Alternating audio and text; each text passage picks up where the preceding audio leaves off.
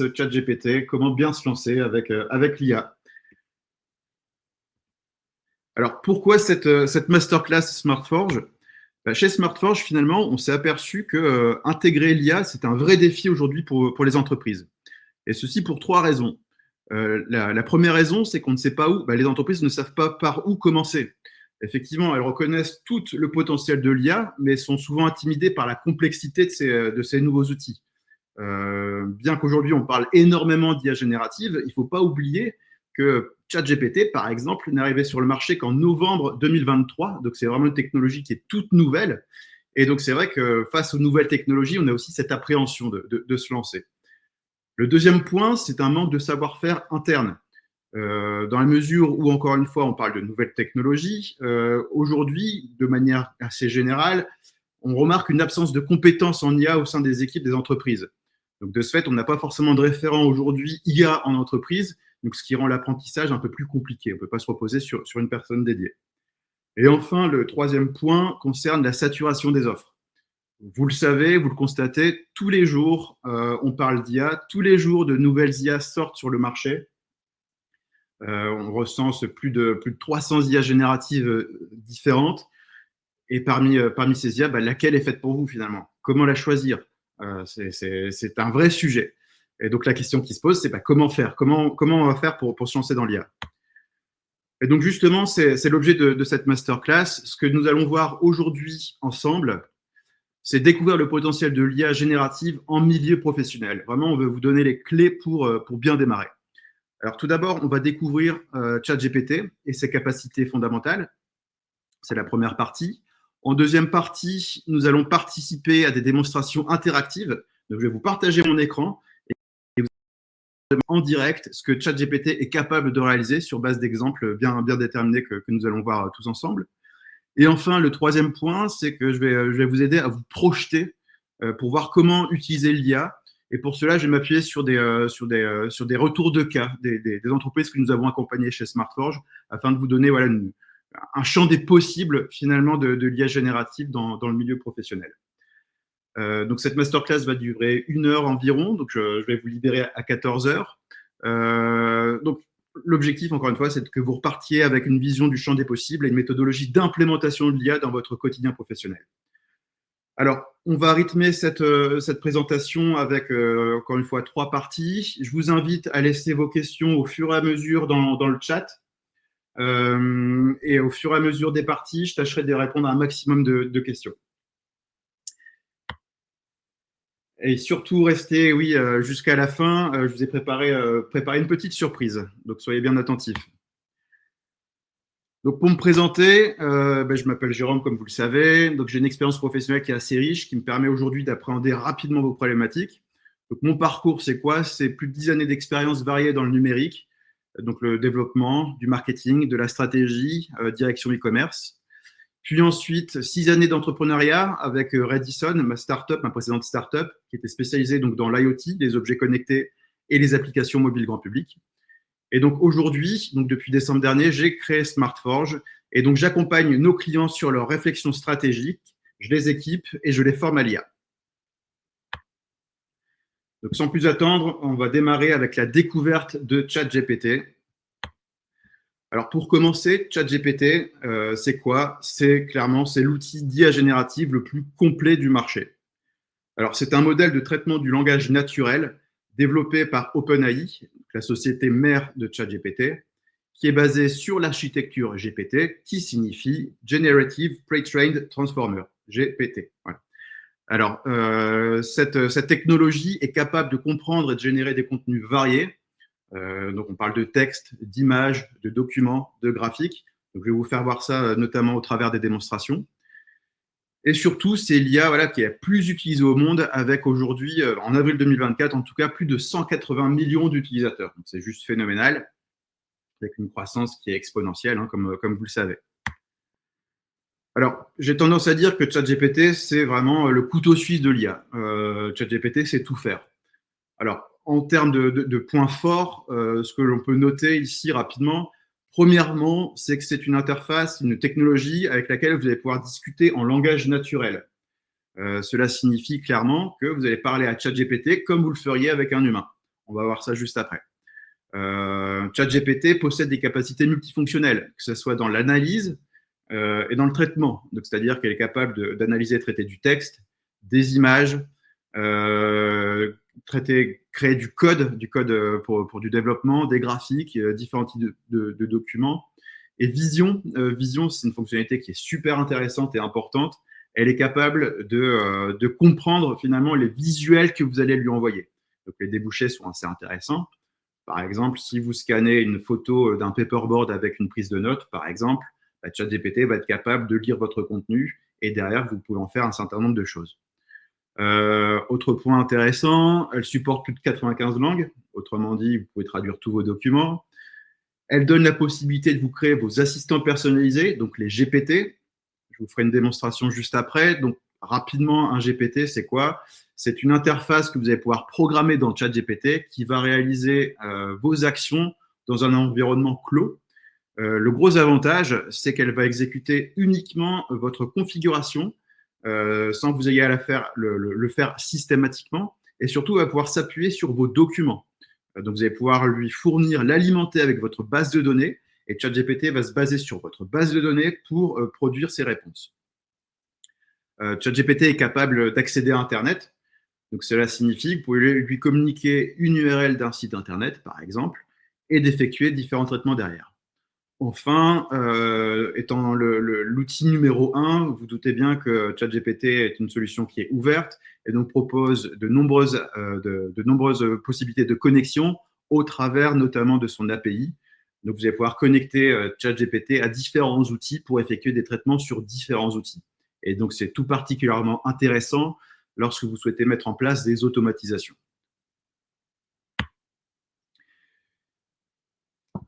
Je vous propose désormais de vous faire découvrir l'interface de ChatGPT. Alors, je vais vous partager mon écran. Hop. Voilà. Donc là, vous avez accès à mon écran. Alors, voici à quoi ressemble l'interface de ChatGPT. Donc, il y a deux parties principales sur l'interface. La partie centrale, ici, qui prend toute la place, finalement, depuis laquelle vous avez l'espace de discussion, ici. Donc, ça se présente vraiment comme une messagerie. Et ensuite, sur la partie gauche de l'écran, vous avez la colonne latérale dans laquelle vous retrouvez un certain nombre de choses que nous verrons par la suite. Donc, je vous propose là, c'est de nous attarder d'abord sur la partie centrale, la partie principale de ChatGPT, et je vais vous faire découvrir un petit peu son mode de fonctionnement. Alors, moi, ici, je suis sur la version payante de ChatGPT. Bien évidemment, en version gratuite, vous avez la même interface, modulo quelques fonctionnalités. Néanmoins, là, ce que je vous propose, c'est de vous présenter les fonctionnalités gratuites de l'interface.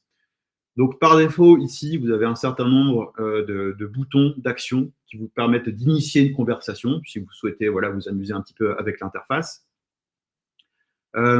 Et ici, tout de suite, vous avez l'endroit finalement où vous allez pouvoir discuter avec ChatGPT. Et donc, ça se présente vraiment comme une messagerie. C'est pas pour rien que ça s'appelle ça ChatGPT. Et donc ici, c'est dans cette zone que vous allez saisir vos invites de commande, que vous allez discuter avec l'interface. Et vos commandes, vos questions, ça s'appelle des prompts, tout simplement. Voilà, j'imagine que vous avez déjà entendu parler du terme prompt. Et bien, c'est ici qu'on va saisir nos prompts. Donc, en l'occurrence, voilà, je vais saisir un premier prompt, bonjour, tout bêtement. Donc, bonjour, c'est un prompt. Donc, vous saisissez une commande, donc là, en l'occurrence, bonjour, et derrière, ChatGPT vous répond. Et donc là, on constate déjà l'apparition de nouvelles icônes. Donc, en dessous de la réponse de ChatGPT, vous avez une première icône qui est l'icône lire à haute voix. Alors, je ne sais pas si on va l'entendre en partageant l'écran. Bonjour, comment puis-je vous aider aujourd'hui? Je ne sais pas si vous l'avez entendu, mais en tout cas, voilà, ChatGPT dit bonjour, comment puis-je vous aider aujourd'hui? Donc, avec une voix synthétisée. La deuxième fonctionnalité, c'est copier. Vous allez pouvoir copier la réponse effectuée par ChatGPT pour la coller dans ce que vous souhaitez. La troisième icône, c'est l'icône pour régénérer la réponse. Alors, elle peut être utile notamment si vous avez un problème de connexion et qu'en cours de génération, l'interface, la connexion se coupe. ChatGPT n'est pas allé au bout de sa génération de contenu. En cliquant sur le bouton régénérer, ChatGPT va régénérer une réponse. Ensuite, vous avez une icône pour donner votre avis. Donc, en l'occurrence, si vous trouvez que la réponse de ChatGPT n'est pas bonne, vous pouvez lui indiquer. Alors, ça sert à quoi? Ça sert surtout à alimenter le modèle ChatGPT. En fait, vous allez l'aider à se perfectionner. Voilà. Pourquoi vous n'aimez pas la réponse? Je n'aime pas le style, réponse superficielle, etc., etc. Et ensuite, ici, donc je crois que c'est uniquement accessible aux versions payantes. À vous de me dire, vous avez la possibilité de changer de modèle. Donc là, par défaut, vous êtes sur le modèle 4O, donc qui est le dernier modèle de ChatGPT. Vous pouvez changer, voilà, ici, en passant sur des modèles antérieurs. Alors, il n'y a pas réellement d'intérêt, je trouve, mais en tout cas, sachez que vous pouvez le faire. Une fois que cela est fait, une fois que vous avez la réponse, etc., vous avez la possibilité de discuter avec ChatGPT. Donc là, bonjour, comment puis-je vous aider? Je ne sais pas, moi, je cherche à me former à ChatGPT, par exemple. Donc, je lui envoie mon nouveau prompt. Et donc là, il répond. Voilà, on est vraiment dans une discussion, comme vous l'auriez sur un chat avec n'importe qui. Donc là, il fait sa réponse. Donc, on va le laisser travailler, voilà, etc., etc. Et donc, ici, vous avez, vous voyez, vous pouvez dire à ChatGPT, bon, arrête de générer ta réponse, parce qu'elle ne me convient pas. Donc, vous pouvez cliquer sur le bouton stop et la réponse est arrêtée automatiquement. Supposons ensuite que vous êtes trompé. C'est pas je cherche à me former à ChatGPT, mais c'est, je sais pas, je cherche à découvrir la fonctionnalité de génération d'images de ChatGPT. J'ai cliqué sur le petit bouton, le petit crayon, pardon, pour modifier, et je clique sur envoyer. Et donc là, ce qui se passe, vous l'avez vu, c'est que tout ce qui a suivi la réponse initiale a été effacé au profit d'une nouvelle réponse. Voilà. Et donc, ça vous évite finalement de devoir ressaisir de zéro une nouvelle question si vous avez fait une erreur. Ça peut être une faute de frappe, ça peut être que vous avez validé trop vite, etc., etc. Et donc là, on constate que sous cette réponse, cette question pardon, que j'ai modifiée, on voit des petites flèches qui apparaissent avec un 2 sur 2. Et ça correspond finalement à l'historique de mes modifications. Et donc, je vais pouvoir naviguer entre ma demande initiale et la nouvelle demande. Voilà. Ce qui fait que vous pouvez aussi comparer des réponses en fonction de ce qui a été saisi. Pour terminer sur cette interface, je vais vous présenter une fonctionnalité qui est ultra puissante, qui est la fonctionnalité d'upload de documents. Comme je l'ai dit tout à l'heure en introduction, vous pouvez soumettre à ChatGPT des documents pour qu'il puisse les analyser. Et donc, pour ce faire, c'est assez simple. Il vous suffit de cliquer sur le petit trombone, qui est l'upload de pièces jointes, et là apparaissent trois options. La première, c'est charger le fichier local. Comme vous le feriez avec une pièce jointe, finalement, vous allez dans votre ordinateur, vous sélectionnez le fichier que vous souhaitez charger, et puis vous l'uploadez, et ensuite vous faites le traitement que vous souhaitez. La deuxième option, qui est assez récente et qui est extrêmement puissante, c'est que vous avez la possibilité de connecter ChatGPT directement à vos espaces cloud, notamment Google Drive. Donc là, problème de connexion. Je suis désolé, c'est fait démo, donc je recharge ma page. Donc là, j'ai connecté en amont mon Google Drive. Et donc là, ChatGPT a accès à tous mes fichiers sur le Google Drive. Donc l'intérêt qu'il y a derrière, c'est que ça va vous éviter de devoir télécharger un document qui est sur votre Google Drive et devoir le réuploader dans l'interface. Par exemple, ici, j'ai créé pour la masterclass un fichier Excel qui s'appelle tableau test. Donc, je le sélectionne. Simplement, donc là, je ne l'ai pas téléchargé, finalement, j'ai juste fait la liaison dans ChatGPT. Et puis, ce fichier Excel, je vais demander à ChatGPT d'effectuer dessus des traitements. Donc, ce fichier Excel, je vous le présente, je vais vous faire voir à quoi il ressemble. Hop, voilà, j'ai fait un onglet, j'ai fait un fichier Excel extrêmement basique avec voilà, quelques mois, chiffre d'affaires, dépenses, voilà, c'est vraiment un titre informatif. Et là, je vais demander à ChatGPT d'effectuer des traitements pour moi. Je vais lui demander de me calculer le solde pour chacun des mois. Donc, je retourne sur mon interface ChatGPT et je vais lui demander, tout simplement, calcule-moi le solde de chacun des mois. Je valide. Donc là, on voit qu'il a chargé la feuille directement dans l'interface. Il explique ce qu'il voit. Donc, il voit chiffre d'affaires, il voit me dit que pour calculer le solde, il faut faire chiffre d'affaires moins dépenses. Et vous voyez qu'automatiquement, il m'a généré les réponses au mois le mois. Donc, j'ai bien mon solde pour janvier qui est de 7 000 euros, février 5 000, etc., etc. Et vous pouvez aller plus loin. Vous pouvez lui dire, maintenant, génère-moi un graphique pour représenter les évolutions.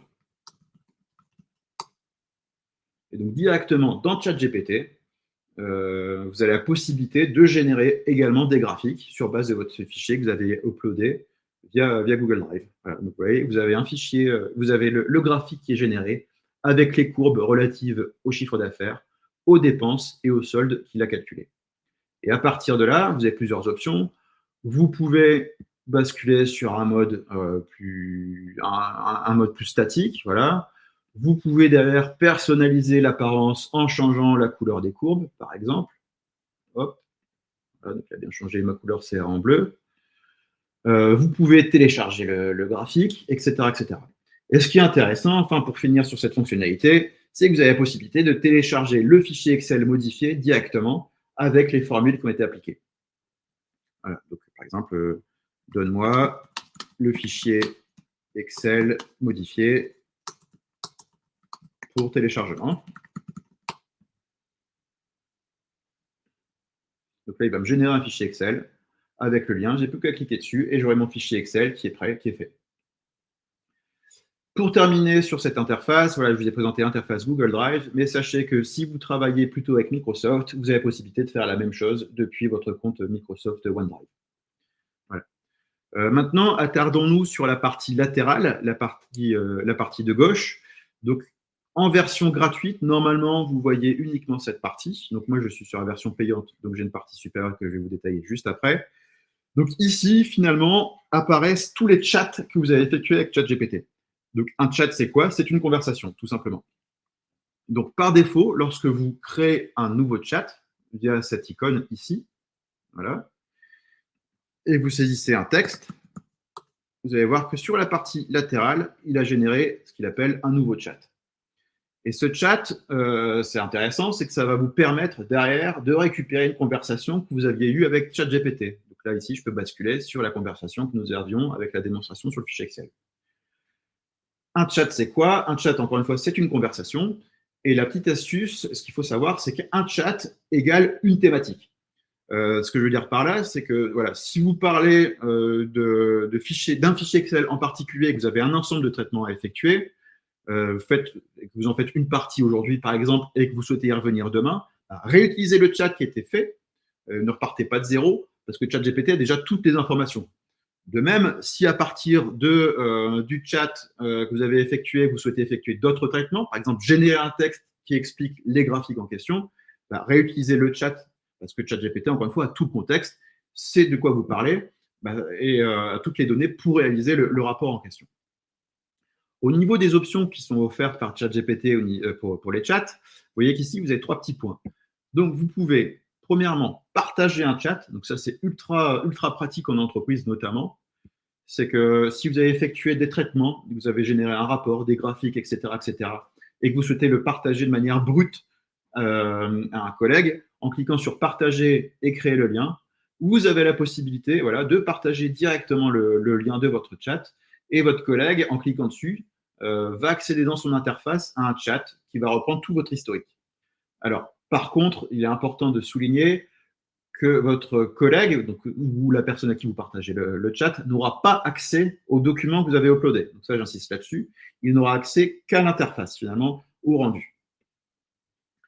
Voilà pour le partage. De même, voilà pour le partage aussi. Ensuite, s'il fait des modifications de son côté, le chat lui sera propre. C'est-à-dire que ça ne va pas venir interférer avec le vôtre. Et inversement. Les autres options, c'est vous avez la possibilité de renommer le chat. Donc là, en l'occurrence, par défaut, ChatGPT a signé un nom qui ne veut pas dire grand-chose. Donc là, vous pouvez dire, je ne sais pas, moi, découverte graphique, par exemple. Voilà. Donc là, vous avez un nom qui vous parle. Vous avez la possibilité d'archiver un chat. Donc l'archive, ça fait quoi? Ça fait que le chat va disparaître de votre colonne latérale, mais vous aurez la possibilité de le remettre plus tard. Et enfin, vous avez la possibilité de supprimer un chat parce que le chat n'est plus utile. Alors, je vous invite à le faire régulièrement parce que si vous servez beaucoup de ChatGPT, très rapidement, vous allez avoir un certain nombre de chats sur le côté et ça risque d'être assez ennuyeux. Et pour terminer sur cette partie, je vais vous présenter ce que les utilisateurs payants ont. Rapidement, ce sont ces chats-ci qui sont assez spéciaux, ce sont des GPT. Alors les GPT, j'en ai rapidement parlé tout à l'heure, ce sont vos assistants personnalisés.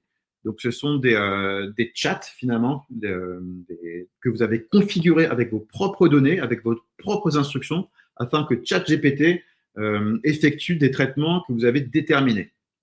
Alors ça paraît peut-être un peu abstrait comme ça, je vais vous faire voir un exemple concret. Alors si, par exemple, je vais prendre quoi Qu'est-ce que je vais vous faire voir Générateur de persona, par exemple. Lorsque vous faites du marketing, notamment, vous avez besoin de connaître un petit peu qui sont vos clients cibles, savoir ce qu'ils font dans la vie, où est-ce qu'ils habitent, leurs passions, comment les contacter, etc., etc. Donc, deux possibilités s'offrent à vous pour le faire. Soit, effectivement, vous faites un prompt et vous demandez à ChatGPT de le faire. Soit, alors, c'est une demande qui est assez récurrente. Et en l'occurrence, vous configurez ChatGPT pour qu'il le fasse systématiquement pour vous. Donc là, par exemple, je vais lui demander de me faire un persona qui va être, je ne sais rien, professionnel qui aimerait apprendre à coder le JavaScript, par exemple. Et donc là, j'avais configuré mon GPT pour qu'effectivement, il me réponde, qu'il me crée un personnage assez structuré. Et donc là, c'est ce qu'il est en train de faire. Et donc, le gros avantage, c'est que vous avez vu, en une phrase, j'ai un rendu qui est extrêmement précis, qui correspond à tout ce que je lui ai enseigné, et il répond à mes demandes. Et des GPT, vous pouvez en faire sur tous les sujets. Donc clairement, il faut voir vos GPT comme des assistants personnalisés. Donc je pourrais vous en faire voir plein. J'ai des GPT qui me génèrent des carousels, j'ai des GPT qui me génèrent des graphiques, j'ai des GPT qui me génèrent des images, etc., etc., etc. Voilà.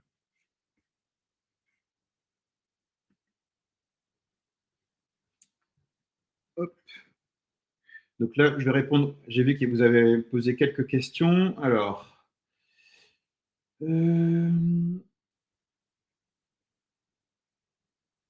donc Nicolas pose la question, quelle est la sécurité pour les données personnelles et celles de l'entreprise qui sont uploadées pour la création de GPT aussi? Eh bien, tout dépend du plan que vous allez sélectionner.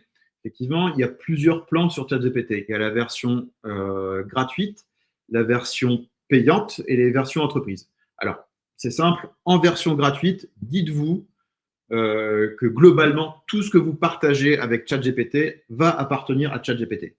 Donc, c'est-à-dire que va appartenir, que ChatGPT va s'en servir pour enrichir sa base de connaissances. Voilà, pour le dire, de manière politiquement correcte. Donc, ce qui fait que si vous partagez des données sensibles ou confidentielles, ChatGPT y aura accès. Et potentiellement, ça va venir enrichir sa base de connaissances et potentiellement, une partie de ces informations pourront être récupérées par d'autres utilisateurs. Donc, il faut être extrêmement vigilant. Donc, ça, c'est pour la partie gratuite.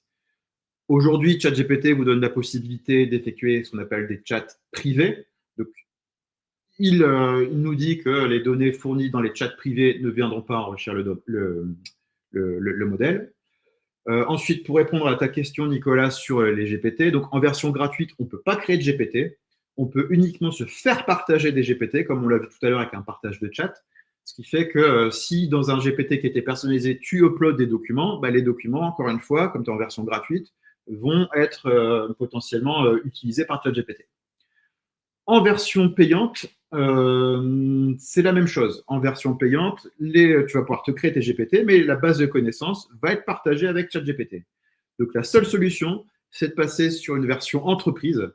La version entreprise qui doit être de mémoire à 25 $ par mois, qui pour le coup garantit la confidentialité des données.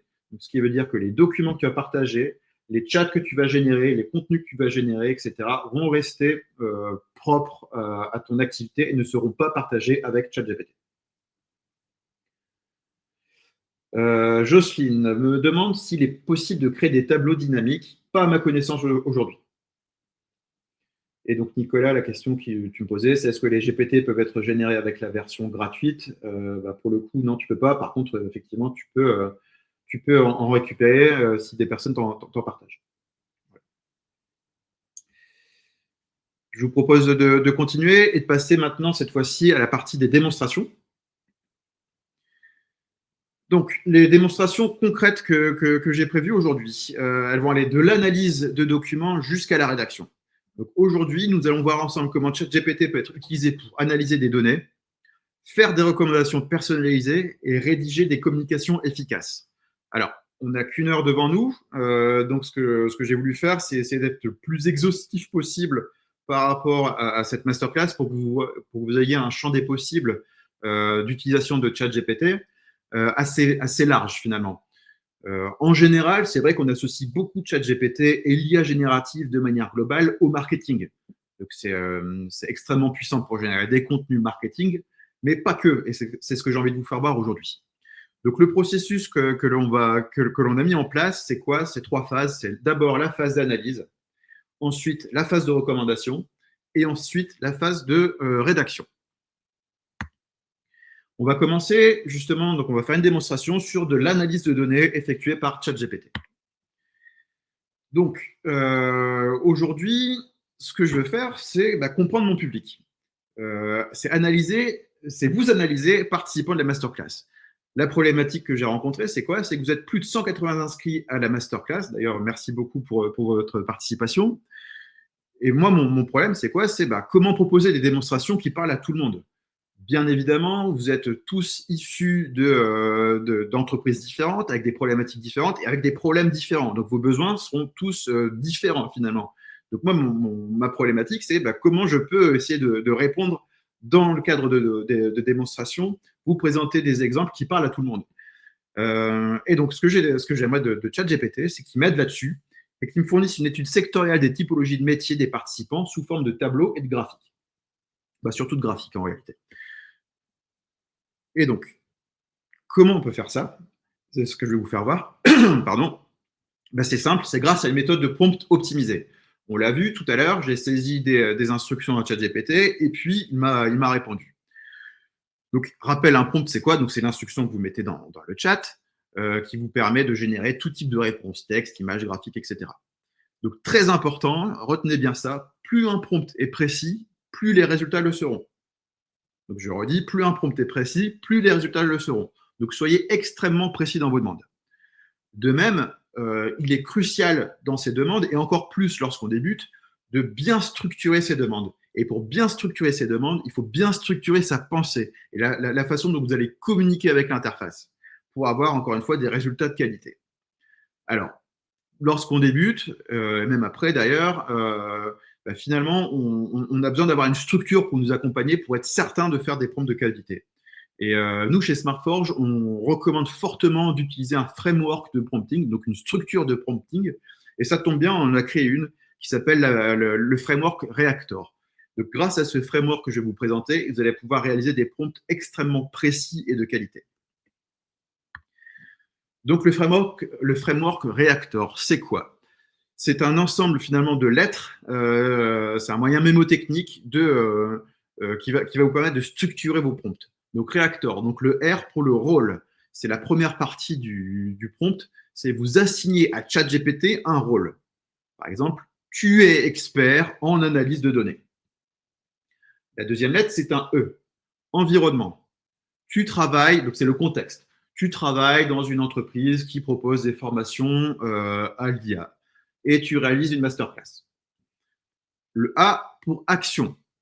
Donc là, ici, ce qu'on attend de ChatGPT, c'est qu'il nous décompose, on va l'aider en fait à décomposer sa réponse en différentes étapes. Les actions, ce sont les étapes.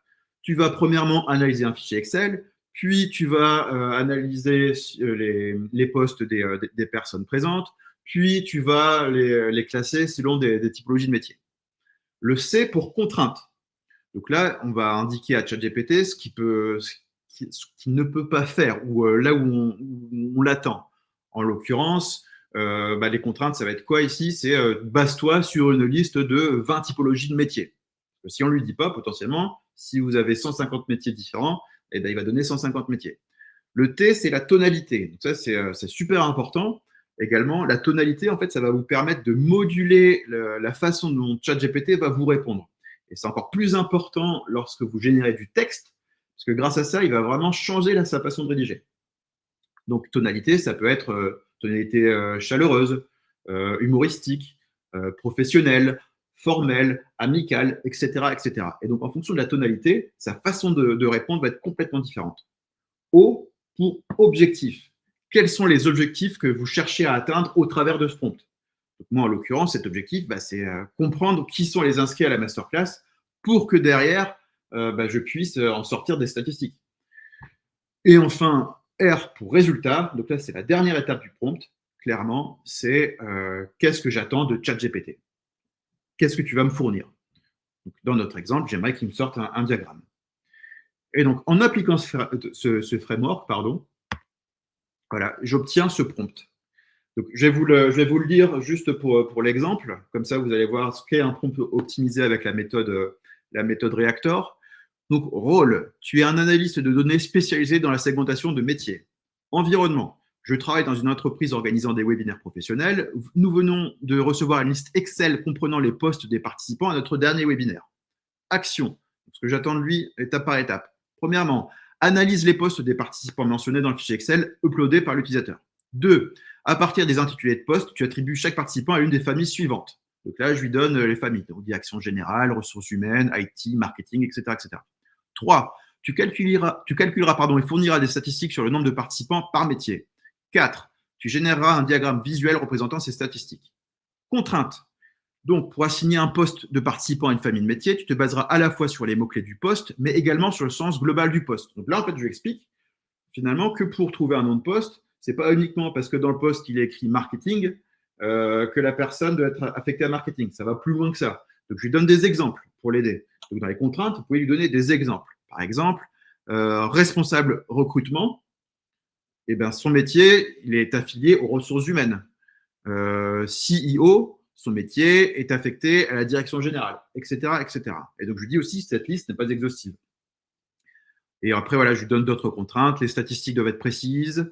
Le diagramme doit être lisible, professionnel, etc., etc. Utilise un ton professionnel et informatif. Objectif. L'objectif est de comprendre la répartition des métiers des participants pour bien cibler les démonstrations à effectuer. Là, je lui dis pourquoi je veux sortir ces statistiques.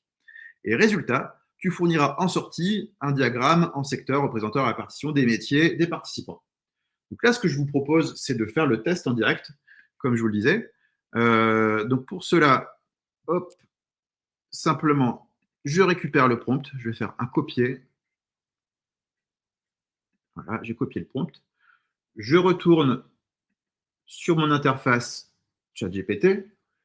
Et si vous avez bien suivi, là, on est sur une nouvelle demande. Donc, de ce fait, je vais faire un nouveau chat. Donc, je crée un nouveau chat. Voilà. Je vais uploader le fichier des participants, donc un fichier Excel que j'avais préparé en amont.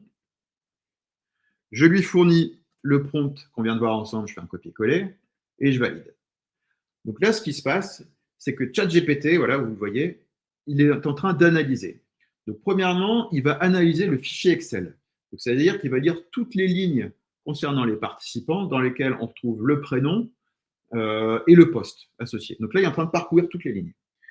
Puis ensuite, il va appliquer finalement le prompt que je lui ai demandé, donc tout le traitement attendu, donc à faire une analyse ligne par ligne des métiers associés à chacun des participants. Donc vous doutez bien que plus le fichier est important, plus le temps de traitement l'est également. Donc là, on est sur à peu près 170 lignes, 180 lignes, je ne sais plus exactement. Donc ça prend un certain temps finalement pour prendre chacune des lignes et extrapoler du poste en question. Donc c'est un post LinkedIn, c'est votre intitulé de poste que vous avez sur votre profil, le prendre et l'attribuer à une typologie de métier. Et donc voilà, ici, il m'a généré, on voit bien, mon diagramme, la répartition des participants à cette masterclass. Donc qu'est-ce qu'on voit? Voilà, technique. on voit qu'il y a 26,8% de participants issus technique IT. La communication, 16%. Direction générale, 13%. Marketing, 6%. Ressources humaines, etc., etc. Et autres, ce sont des métiers qu'il n'a pas réussi à classer parce que l'intitulé n'était pas assez parlant pour lui. Et donc, il les a classés dans autres. Voilà. Vous voyez, c'est une analyse très concrète et rapide d'un fichier Excel. Et donc, sur base d'un fichier Excel, on peut sortir des traitements intelligents. C'est-à-dire que ça, j'aurais pu le faire à la main, bien évidemment. Pour chacune des lignes, j'aurais pu l'assigner à une catégorie. Mais vous imaginez bien que ça prend un temps fou. Là, je peux lancer la tâche, partir faire autre chose, revenir et le traitement est effectué. Donc, c'est assez magique. Et ce fichier, derrière, le diagramme, pardon, vous avez la possibilité de le télécharger ou de le retravailler pour l'intégrer dans vos présentations ou que sais-je. C'est bon pour vous? Alors, surtout, n'hésitez pas à poser vos questions au fur et à mesure sur le chat. Encore une fois, j'y répondrai en fin de partie. Hein. Alors, hop. Donc là, on a vu comment analyser finalement un fichier Excel. Pardon. Maintenant, on va passer à l'étape suivante qui est la phase de recommandation. Donc voilà, j'ai une vue globale de qui sont les participants de la masterclass. C'est parfait, ça m'aide beaucoup. Maintenant, ce que je veux, c'est effectuer des propositions qui sont ciblées. Tant qu'à faire, autant proposer un contenu qui s'adresse à vous et qui va vous parler. Donc pour ce faire, encore une fois, j'ai utilisé ChatGPT. Donc, comme je l'ai dit tout à l'heure, en fonction des métiers, vos attentes ne sont pas les mêmes. Encore une fois, métier RH, vous n'avez pas les mêmes attentes que métier de l'IT ou du marketing, par exemple. Et donc là, ce que je voudrais, c'est que ChatGPT me suggère une liste de démonstrations à effectuer métier par métier, donc famille de métier par famille de métier, puis ensuite, de manière globale, me proposer des démonstrations qui pourraient parler à tout le monde. Voilà. Qui permet derrière de personnaliser la masterclass et puis aussi d'être sûr de n'oublier personne. Et donc, comment on va faire ça? Vous l'avez deviné, hein, on va faire ça grâce à ChatGPT, bien évidemment, et grâce à un prompt optimisé avec la méthode réacteur de SmartForge. Et donc là, l'astuce, c'est quoi? On l'a vu tout à l'heure, si vous discutez d'un même sujet, même si les livrables sont différents, clairement, je vous recommande fortement de continuer dans le chat qui est en cours. Là, en l'occurrence, ChatGPT sait ce qu'on fait. ChatGPT a analysé qui vous êtes. Et donc maintenant, lui demander d'effectuer, de trouver des démonstrations à faire sur vos métiers, il a toutes les informations. Donc on va gagner énormément de temps et vous allez gagner du temps. De plus vous allez enrichir le chat avec des informations, plus il va comprendre votre contexte et plus il sera précis. Donc là, de la même manière, ce que l'on va faire, c'est que je vais copier-coller le prompt que j'ai optimisé, dans lequel, en gros, je lui dis, voilà, quelle est son expertise, ce que j'attends et quels sont les livrables. Donc, pour ce faire, encore une fois, je fais copier le prompt, je le copie, hop, je retourne dans mon interface ChatGPT et dans mon chat, je colle le prompt. Et donc là, les résultats, c'est quoi? Les résultats, donc je vais demander de me fournir un plan détaillé pour chaque démonstration, y compris les étapes, les exemples concrets et les bénéfices attendus pour chacune des démos. Donc je colle. Et là, on constate que le résultat, il est immédiat. Pourquoi il est immédiat? Parce qu'il n'a pas de traitement de fichier à faire. Et donc, c'est extrêmement rapide. Vous voyez, c'est instantané. Ça l'est vraiment depuis la version 4.0. On a vraiment une rapidité d'exécution qui est impressionnante. Et donc, ce qu'on va faire, si vous en êtes OK, c'est qu'on va parcourir rapidement les recommandations qu'il a faites. Donc, famille de métiers, technique IT. Alors, en quoi, quelle démo, finalement, j'aurais pu faire pour les métiers techniques IT? Donc, assistance au développement et débogage. Donc, ChatGPT peut faire ça pour vous. Donc, clairement, ChatGPT, ça peut être un assistant pour écrire et débugger du code. En l'occurrence, il donne un exemple dans un script Python, donc il y a un langage informatique. On pouvait donner votre code à ChatGPT et demander à ChatGPT d'effectuer des corrections sur votre code parce qu'il est buggé. Voilà, et donc là, il donne des exemples à utiliser. Les bénéfices attendus, donc réduction du temps de débugage, amélioration de la productivité des développeurs, etc. Toujours pour les métiers de l'IT, génération de documentation technique. Par exemple, si un développeur doit générer une nouvelle documentation pour un nouveau développement, une API par exemple, ChatGPT peut lui générer la documentation technique, ce qui fait qu'il pourra ensuite avoir ce document et le transmettre à son équipe de développement. Ensuite, on est sur quoi? Famille de métiers, communication, relations publiques. Donc, il faisait partie du top 3 des métiers les plus représentés aujourd'hui en masterclass. Rédaction de communiqués de presse. Donc, ChatGPT peut vous aider à rédiger vos communiqués de presse. Donc, exemple concret, vous lancez un nouveau service en ligne, vous annoncez un partenariat stratégique, vous configurez ChatGPT, par exemple, au travers d'un prompt ou d'un assistant, donc un GPT, pour qu'il vous génère vos communiqués, par exemple. Gestion des réseaux sociaux. Donc, ChatGPT peut vous aider à créer vos posts. Donc, moi, à titre d'exemple, pour LinkedIn, si vous me suivez, vous voyez que je suis assez actif sur LinkedIn. J'ai créé des outils qui me permettent de gagner du temps dans la génération de mes contenus pour LinkedIn, que ce soit pour mes posts, que ce soit pour mes carousels ou les différents formats que je propose sur ma page. D'ailleurs, si vous n'êtes pas abonné, je vous invite à vous y abonner parce que j'y partage énormément de contenu. Et enfin, on arrive sur la dernière famille de métiers qui avait été identifiée comme majoritairement représentée, la direction générale. Donc, on a quoi? Aide à la prise de la décision. Donc, ChatGPT peut vous aider comme outil d'analyse et de recommandation. Donc, en l'occurrence, c'est quoi? C'est analyser les tendances du marché, recommandations pour l'acquisition d'une nouvelle entreprise. Donc, vous pouvez lui fournir des données, on l'a vu, hein, il sait analyser des documents Excel, mais vous pouvez également lui fournir des PDF, par exemple, afin qu'il puisse les analyser, croiser l'ensemble des documents pour vous générer un rapport. En tout cas, vous écrirez. Optimisation des réunions, de la communication interne. Vous pouvez vous servir de ChatGPT comme assistant pour planifier vos réunions, pour planifier les ordres du jour, pour le suivi des réunions, etc., etc. Et enfin, on arrive sur les dernières démonstrations qui ont été possibles, les démonstrations qui parleraient à tout le monde. Génération de rapports automatisés. Voilà, donc ChatGPT est capable de générer des rapports complets. Et quand j'entends par rapport, pardon, j'entends aussi des documents. Ça peut être des cahiers des charges, ça peut être des comptes rendus, ça peut être des recommandations, etc., etc. Donc du contenu texte pour le coup. ChatGPT peut vous aider également dans la réponse aux emails.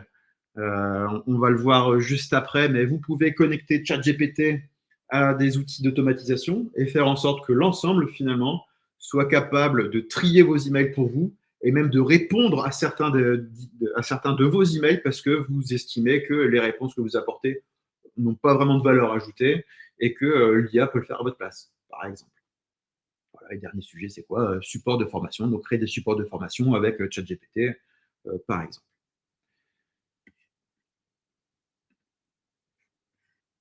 Hop. Et on arrive sur le dernier sujet de la démonstration. On arrive sur la partie rédactionnelle. Donc voilà, là on a vu que ChatGPT sait analyser des documents Excel. On a vu que ChatGPT sait faire des recommandations. Vous pouvez vous en servir comme outil de brainstorming, comme assistant finalement. Et là, on va voir comment ChatGPT peut, de manière concrète, rédiger des documents. Donc là, pour l'exemple, sur quoi je suis parti? Ouais, je suis parti sur la génération d'un article de blog. Voilà, typiquement, voilà, je sais qui vous êtes, je sais ce que vous faites. ChatGPT m'a conseillé, m'a indiqué, m'a recommandé quelles étaient vos attentes finalement. Donc là, on n'a pas le temps de faire toutes les démos, bien évidemment. Par contre, comme vous le savez, sur le site SmartForge, je propose également du contenu. Et là, on va ouvrir une nouvelle section, une section blog, dans laquelle je vais partager du contenu informatif. Et tant qu'à faire, autant que ce contenu informatif corresponde à ma cible, donc à vous. Pardon. Donc, je vais me servir de ChatGPT pour rédiger ces articles. Et donc là, je vais avoir des articles qui vont être ciblés parce qu'ils répondent à vos attentes et ils répondent à vos métiers. Donc, le résultat attendu, c'est quoi? C'est un article de blog de 300 mots environ qui explique comment ce que ChatGPT peut faire pour vous. Donc, de même, j'ai préparé un prompt optimisé avec la méthode réacteur de SmartForge. Et donc là, ce que j'ai fait, c'est que je suis parti sur un exemple bien précis, bien concret. C'est quoi le blog là, il devra traiter de montrer comment utiliser ChatGPT pour réaliser un compte rendu rapide de réunion sous un format tutoriel. Donc là, vous commencez à savoir comment on va faire. Donc je copie le prompt. Voilà. Je retourne sur ChatGPT. Et là, en l'occurrence, on est sur une nouvelle demande. Là, je vais lui demander de générer un article de blog sur une thématique qui est bien précise. Donc, de fait, on sort de ce qui avait été fait précédemment. Donc, en l'occurrence, moi, je vous recommande de créer un nouveau chat qui pourrait être dédié à la création d'articles de blog, justement, de tutoriels pour accompagner les professionnels tels que vous à l'utilisation de ChatGPT. Donc là, je copie-colle le prompt, je valide, et de manière instantanée, vous voyez que ChatGPT est en train de me générer le contenu de mon article de blog en respectant les étapes et les contraintes que je lui ai fournies. Donc en l'occurrence, une introduction, et après, il me décompose en mode tutoriel ce qu'il faut faire pour faire sa prise de notes, ce compte rendu de réunion. Donc, premièrement, préparer les informations de la réunion. Deuxième, donc, c'est-à-dire structurer sa prise de notes. Deuxièmement, accéder à ChatGPT. Troisièmement, formuler votre demande, votre prompt. Quatrièmement, affiner le compte rendu. C'est-à-dire qu'à partir du compte rendu que ChatGPT vous fait, bah, vous le relisez, vous l'ajustez. Et ensuite, je vais demander un exemple concret pour bien projeter en mode tutoriel. Voilà, donc là, il m'a inventé finalement une réunion qui aurait eu lieu sur une campagne estivale avec les sujets clés. Et puis derrière, il me donne des conseils sur comment avoir un compte rendu précis et efficace. Donc, hop, est-ce que vous avez des questions sur cette partie? Surtout, n'hésitez pas. Hein. Pas de questions pour le moment? Eh bien, si vous n'avez pas de questions, c'est que je suis clair, j'imagine. Donc, tant mieux. Je continue. On arrive sur la partie retour d'expérience. Donc là, l'idée vraiment, c'est de vous aider en vous donnant une vision assez globale de ce que ChatGPT est capable de faire au travers de réalisations que nous avons effectuées pour différents de nos clients. Donc, commercial, donc c'était pour un cabinet d'assurance. On a accompagné l'équipe commerciale du cabinet d'assurance. Pour eux, on a travaillé sur 2 sujets. Un premier sujet qui était de la prospection automatisée. Clairement, le cabinet voulait développer son activité commerciale et donc on les a accompagnés là-dessus. On les a accompagnés comment? En mettant en place une prospection automatisée. Donc, elle est composée de quoi? Elle est composée de création personnalisée de messages, donc d'emails. Donc, en fait, en entrée, le cabinet nous a fourni un listing de prospects. Et à partir de ce listing de prospects, grâce à l'intelligence artificielle, on a été capable de générer des séquences d'emails personnalisées, donc propres finalement à chacun des prospects, afin de répondre à leurs interrogations, afin de les solliciter, répondre à leurs interrogations, etc. etc. Et tous ces emails, on les a mis en place dans une chaîne email au sein de notre outil. Donc, on travaille beaucoup avec l'Emlist. Et l'idée, c'était ensuite de l'automatiser. Donc, en entrée, on a les emails. En sortie, on a la chaîne d'email. On appuie sur le bouton play et automatiquement, la chaîne d'email se fait. Et donc, à J1, le prospect reçoit l'email numéro 1. À J plus 2, par exemple, il reçoit l'email numéro 2, etc., etc., etc. Et tout ça de manière automatisée. Et la dernière étape, ça a été d'analyser au fur et à mesure les résultats obtenus, donc les taux d'ouverture, les taux de clics, etc., pour affiner cette chaîne d'email. Et donc, très concrètement, ce cabinet, en fait, il a constaté quoi? Il a constaté une hausse de 33% de taux de closing depuis la mise en place de cette automatisation. Et pourquoi plus 33%? Bah, c'est assez simple, hein, finalement. C'est que là, maintenant, il est en capacité, vu que c'est automatique, de solliciter beaucoup plus de personnes. Et ces personnes qu'il sollicite, il le fait de manière beaucoup plus personnalisée. Donc, il a un message qui est vraiment propre à chacun. Et le deuxième sujet pour cette entreprise, pour ce cabinet d'assurance, c'est qu'on les a accompagnés dans la création de supports de vente, donc la génération de documents assez synthétiques, que ce soit des PDF ou des PowerPoint, que les commerciaux pouvaient utiliser notamment lors de leur rendez-vous. On a accompagné également un site e-commerce et tout particulièrement son service client sur 2 sujets. Alors, le premier sujet, on en a parlé rapidement tout à l'heure, c'est sur la priorisation des emails. Alors, vous doutez bien qu'un site e-commerce reçoit de nombreux messages et de tout type, en fait. Il va recevoir des messages par rapport à des questions produits, par rapport à une commande, par rapport à un suivi de commande, par rapport à un problème de commande, des questions relatives aux conditions générales de vente, etc., etc. Donc, énormément d'emails et tous ne sont pas prioritaires finalement. Certains peuvent attendre. Certains emails peuvent même avoir une réponse qui est automatisée. Typiquement, lorsqu'on vous pose une question sur vos CGV, l'IA est capable d'aller chercher la réponse dans vos CGV et de générer l'email automatiquement. L'intervention humaine n'a pas lieu d'être. Et donc voilà, on a mis en place un outil qui permet premièrement de trier les emails entrants. Donc on les a catégorisés et en fonction des emails, typologie d'emails, on les a assignés aux bonnes personnes. Donc ça a été l'étape de priorisation d'emails.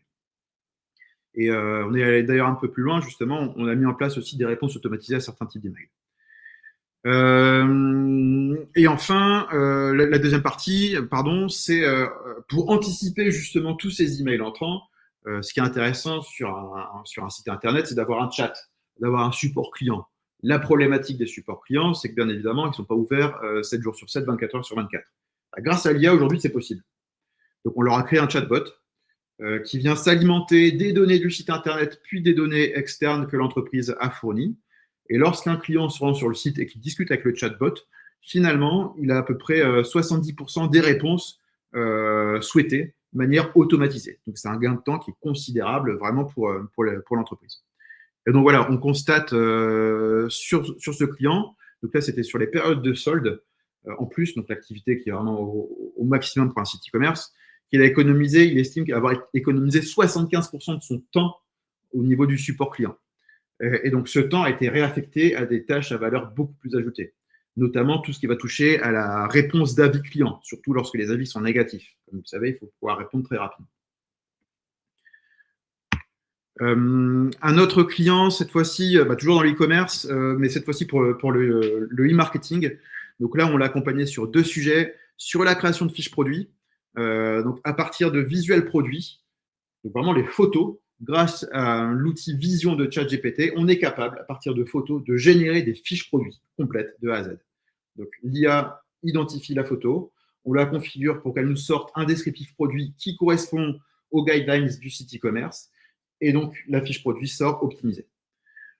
Et de même, on a fait la démonstration tout à l'heure, on les a accompagnés sur la création de contenu pour leur site et pour leur support de communication, donc articles de blog, newsletters, réseaux sociaux, etc. Et donc là, de même, le temps économisé est assez considérable. J'estime à 40% le gain de temps là-dessus. Et enfin, pour terminer sur les cas concrets, ressources humaines, création automatique de fiches de poste. Alors ça, c'est super intéressant. Si vous êtes dans les RH ou si même d'ailleurs, vous n'êtes pas dans les RH, mais que vous devez générer des fiches de poste, c'est assez chronophage.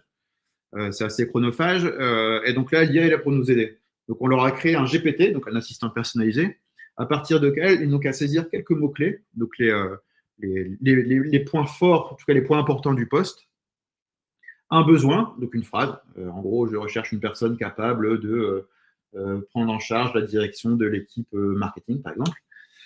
Et à partir de là, et d'une base de connaissances qu'ils nous ont fournies, donc d'autres fiches de poste, présentation de l'entreprise, etc., automatiquement, l'assistant, le GPT, génère une fiche de poste qui est personnalisée. Et donc, ça prend 2 secondes. Et ensuite, on a également mis en place une autre automatisation pour ce service, qui est l'analyse des CV. Vous savez, lorsque vous publiez une fiche de poste, une annonce, en général, vous recevez beaucoup de candidatures qui ne sont pas pertinentes, malheureusement. À peu près 80% des candidatures ne le sont pas. Pour autant, vous allez devoir passer du temps à analyser toutes ces candidatures. Tant que vous n'avez pas ouvert le CV, en général, vous ne savez pas trop si le candidat fait l'affaire ou pas.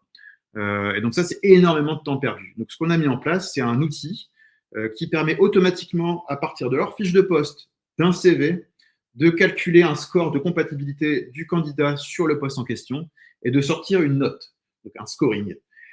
Et donc là, en l'occurrence, on a défini ensemble que si le score était inférieur à 60, on estimait que le candidat n'était pas fait pour le poste. Et donc, automatiquement, derrière, la candidature est refusée. Et en plus de ça, un email automatique est envoyé au candidat de manière personnalisée pour lui dire que sa candidature n'a pas été retenue et pourquoi elle ne l'a pas été. Et de même, dans le sens inverse, on a priorisé les top réponses. Donc, quand le score était supérieur à 80%, on s'est dit, le candidat, ça a l'air d'être un top candidat, ça serait dommage de le laisser passer, il faut lui répondre tout de suite. Donc là, on a créé une alerte et automatiquement, un mail est envoyé à la DRH qui, derrière, a la fiche du candidat, son CV, et peut lui répondre directement ou passer un coup de fil pour prendre rendez-vous pour ne pas perdre ce potentiel candidat. Et donc là, on constate pour cette entreprise un taux de réponse sur les fiches de poste qui monte progressivement. Aujourd'hui, ils sont à plus de 70% de taux de réponse à leur fiche de poste, de leur candidature, pardon, ce qui est assez considérable parce qu'ils partaient d'environ 30%.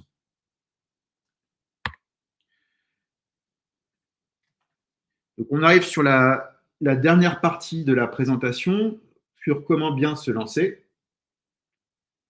Alors, j'ai quelques questions. Alors, plusieurs questions. Niveau SEO, ça ne vaut pas grand-chose pour la génération de fiches de poste, de fiches produits, pardon. Là, tout dépend de la manière dont tu l'as configuré.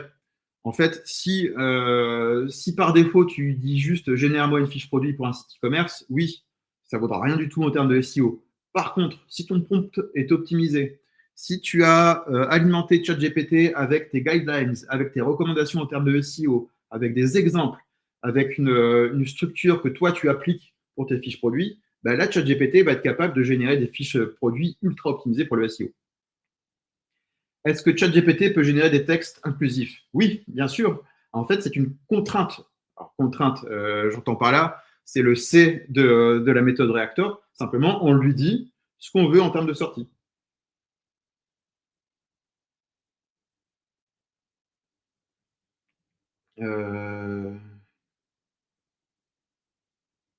Qu'est-ce qu'on a d'autre? Tous ces exemples ont bien nécessité des développements utilisant l'API ChatGPT. Donc Arnaud pose la question. Non, alors, pas tous les exemples. En fait, lorsque tu travailles avec un GPT en direct, tu n'as pas besoin de passer par l'API. Pour générer les fiches de poste, par exemple, si je reprends l'exemple que j'ai donné préalablement, en fait, non, c'est directement dans ton GPT, tu tapes tes mots-clés, le type de poste souhaité, et ça te génère le contenu. Là, tu fais un copier-coller. Par contre, effectivement, dès lors qu'on met en place de l'automatisation, là, oui, on travaille avec les API de ChatGPT. Et Philippe qui pose une question. Lorsqu'on utilise la fonction copier sur ChatGPT en collant, on se retrouve avec des dièses sur tous les débuts et fins de ligne. Comment éviter ce désagrément? Donc là, en fait, c'est le format, c'est un peu technique, ça s'appelle le format Markdown de ChatGPT. C'est sa structure. Alors, elle est super intéressante lorsque tu as un site internet, notamment un site WordPress, parce qu'en faisant copier-coller de ce texte avec les dièses, notamment, ton site internet va automatiquement créer une mise en page, donc avec des titres, des sous-titres, du gras et de l'italique, par exemple. En l'occurrence, tu peux lui demander à ChatGPT, dans ton format de sortie, génère-moi un texte au format brut. Et donc là, tu n'auras aucune mise en page et tu pourras faire copier-coller et tu n'auras pas les pièces. Donc, je vous propose qu'on arrive sur la dernière partie, qu'on enchaîne pardon, sur la dernière partie de cette masterclass pour bien se lancer sur ChatGPT. Donc, pour bien se lancer, il y a 3 étapes indispensables, primordiales. La première, c'est se former. C'est indispensable. Formez-vous. Donc, pour vous former, vous avez plusieurs possibilités. Vous pouvez vous auto-former, vous pouvez faire appel à un professionnel, mais en tout cas, formez-vous. Parce qu'il est indispensable de connaître les fonctionnalités, les opportunités et les limites des outils d'IA, pour savoir ce que vous pouvez en faire et savoir ce que vous ne pouvez pas faire. C'est vraiment important. Et de même pour ChatGPT. La deuxième partie pour bien se lancer, c'est identifier ses besoins. OK, vous savez ce que peut faire l'IA de manière globale. Maintenant, qu'est-ce qu'elle va faire concrètement pour vous? Pour ça, il faut vous poser, en fait, tout simplement. Lister dans votre métier toutes les tâches rébarbatives, toutes les tâches que vous pourriez sous-traiter, toutes les tâches pour lesquelles vous utilisez un ordinateur. Dites-vous que ces tâches-là, potentiellement, l'IA peut les faire. Et faites la même chose dans tous les services de votre entreprise. Et enfin, la dernière étape, c'est utiliser l'IA. À partir du moment où vous avez ces tâches, décomposez-les en micro-tâches, donc extrêmement simples à réaliser, puis lancez l'IA, donc en réalisant vos prompts et ou en allant plus loin, en mettant en place des automatisations. Donc, c'est vraiment les 3 piliers indispensables, la formation, identifier ses besoins et utiliser l'IA. Et donc, je vous ai parlé rapidement de qui j'étais, mais pas de SmartForge. Donc, SmartForge, qui on est? En fait, on est des professionnels avant tout aguerris, expérimentés et passionnés par l'IA. Donc, ce sont 2 choses cumulatives. Et notre mission, c'est rendre l'IA générative accessible pour que toutes les TPE et PME, peu importe leur secteur d'activité, parce qu'on vient de le voir, finalement, l'IA s'adresse à tout le monde, puissent en profiter. Donc rapidement, chez SmartForge, en fait, on a 3 niveaux d'offres. Un premier niveau qui est l'offre de formation, donc avec plusieurs volets de formation, mais notamment appréhender les bases de l'IA, identifier le champ des possibles, utiliser les outils de manière efficiente. Un deuxième volet qui est l'accompagnement. Donc, on vient chez vous, on discute avec vous et on identifie vos besoins, notamment au travers d'audits, pour avoir une vue globale de votre structure et ce que l'IA pourrait faire pour vous et comment elle pourrait la faire. Et enfin, la troisième étape, qui est la phase de création. Si vous n'avez pas les compétences en interne, si vous n'avez pas le temps, pas l'envie, sachez que SmartForge, on peut vous accompagner à créer et mettre en place tous ces outils d'IA, que ce soit des prompts, que ce soit de l'automatisation notamment.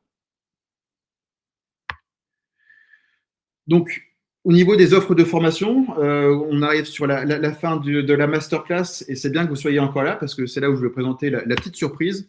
Donc, on a deux offres, deux typologies de formation. On a une offre en présentiel, une typologie de formation en présentiel et en distanciel. Donc, en présentiel, chez SmartForge, la formation s'adresse avant tout aux entreprises. Donc, on vient dans vos locaux pendant à peu près une journée, donc 7 heures de formation, avec des groupes qui vont de 6 à 12 personnes maximum, avec différents niveaux de formation, donc qui vont du débutant à l'expert. Et l'idée, c'est voilà, de vous donner les clés en fonction de votre niveau pour pouvoir utiliser de manière efficiente l'intelligence artificielle dans votre entreprise. Et donc, la surprise de la masterclass, c'est qu'effectivement, on propose un tarif réduit, donc c'est-à-dire 300 € par participant par jour au lieu des 350 habituels, et ceci jusqu'au 25 juin uniquement.